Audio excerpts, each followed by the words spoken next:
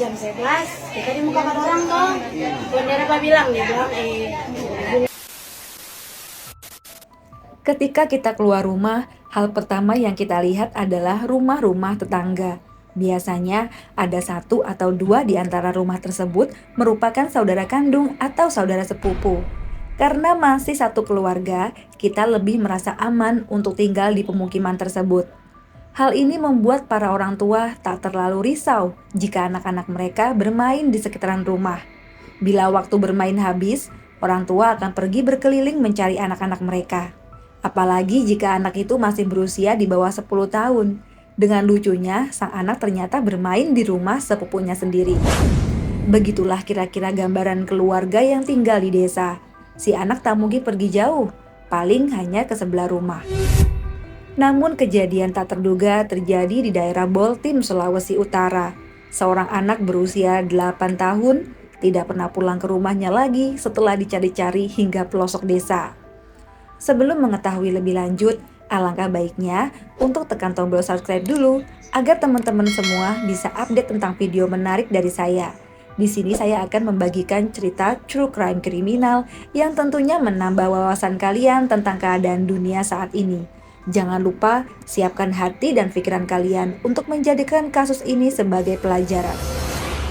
Seorang anak berinisial TAM dan kita sebut sebagai Tam di Bolang, Mongondo Timur atau disingkat Boltim menjadi korban keganasan dari tetangga sekaligus bibinya. Ia adalah AM berusia 24 tahun warga desa Tutuyan, Boltim. Saat kasus menghilangnya sang bocah terdengar hingga Bupati Boltim, beliau langsung menuju rumah korban dan ikut menanyakan kebenaran kabar hilangnya Tam.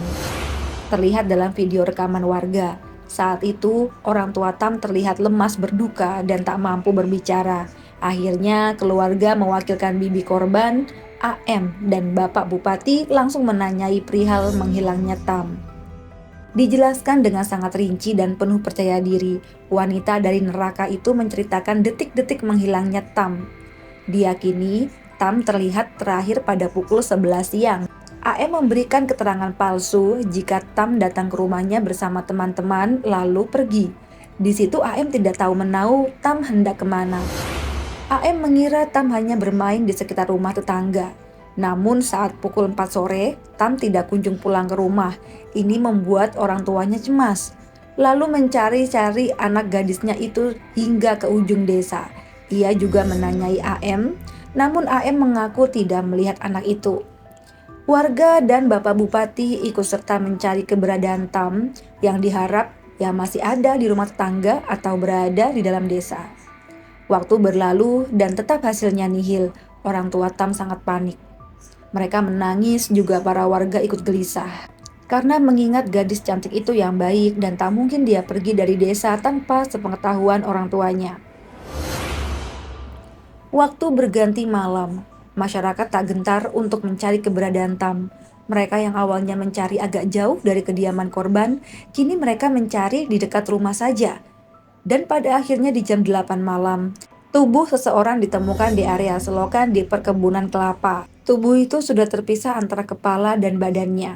Karena kondisinya itu, para warga yang menemukannya tak ingin membayangkan bahwa itu tubuh dari Tam. Seketika teriakan pecah. Warga berdatangan memanggil pihak kepolisian bahwa mereka telah menemukan gadis malang yang dicari-carinya.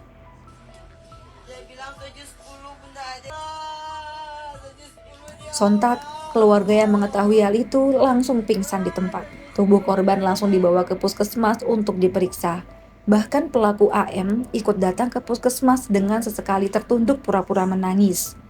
Warga mengutuk keras pelakunya. Tentu saja mereka belum tahu siapa pelaku di balik kasus tragis tersebut. Ini menjadikan desa dibuat was-was karena takut anak mereka akan jadi korban selanjutnya. Setelah dilakukan pemeriksaan, orang tua korban mengatakan bahwa anaknya menggunakan perhiasan dan itu tidak ditemukan di tubuhnya maupun di lokasi kejadian. Inilah yang awalnya dianggap sebagai kasus pencurian serta penghabisan nyawa. Namun, setan mana yang tega menghabisi dan memutri lalakan tubuh bocah berusia 8 tahun hanya demi mengambil perhiasannya? Akhirnya kepolisian dengan cepat segera melakukan olah TKP dan menanyai saksi-saksi. Dengan menelusuri jejak emas tersebut, polisi berhasil mengetahui lokasi toko emas yang dituju pelaku untuk menjual emas korban. Tidak ada kejahatan yang sempurna.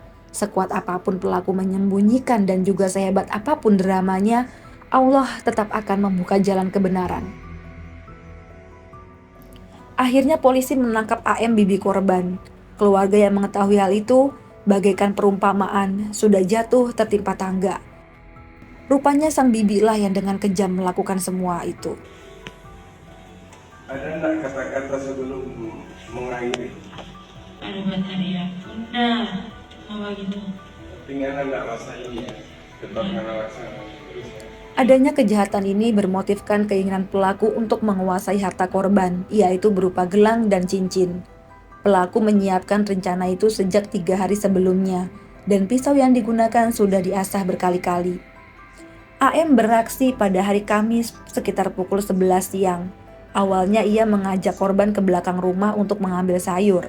Saat di TKP, pelaku mendorong tubuh korban hingga tersungkur, lalu menindih badan gadis itu dan langsung mengambil pisau yang sudah ditaruhnya di bawah semak. Seketika tanpa ampun, wanita iblis itu menyayat leher Tam hingga terputus. Sempat terdengar teriakan dari Tam, "Tunggu dulu, tunggu, sakit." Tubuh Tam yang sudah menjadi potongan dibuangnya hingga masuk ke area selokan di kebun kelapa. Setelah berhasil dengan rencananya, AM pulang ke rumah dan menjemput anaknya yang tadi dititipkan. Ia juga sempat menunaikan sholat dan memohon agar kelakuan kejinya ini tak terungkap. Setelah itu AM membawa perhiasan korban dan menjual emas tersebut dengan harga Rp3.670.000. Uang itu digunakannya untuk membeli handphone, juga membeli cincin sebesar 0,55 gram yang senilai Rp478.000. Sebagian uangnya digunakan untuk transport, beli popok bayi, susu formula, juga camilan untuk anaknya. Hingga kini AM masih dalam proses penyelidikan dan akibat perbuatannya AM dijerat dengan pasal 340 tentang pembunuhan berencana. Pelajaran dari kasus ini yaitu kejahatan terjadi bukan hanya datang dari orang yang tak dikenal, bahkan keluarga sendiri pun bisa menjelma menjadi malaikat maut. Pesan untuk orang tua yang memiliki anak gadis, ada baiknya jangan membiarkan mereka memakai perhiasan yang terlalu mencolok, apalagi tanpa dampingan orang tua. Semoga kasus ini tidak terjadi lagi dan Mia mengucapkan turut bela sungkawa kepada keluarga korban. Semoga pelaku dihukum semaksimal mungkin. Lalu beredar video sang ayah mertua dari AM bersimpuh meminta maaf kepada ibu dan ayah korban.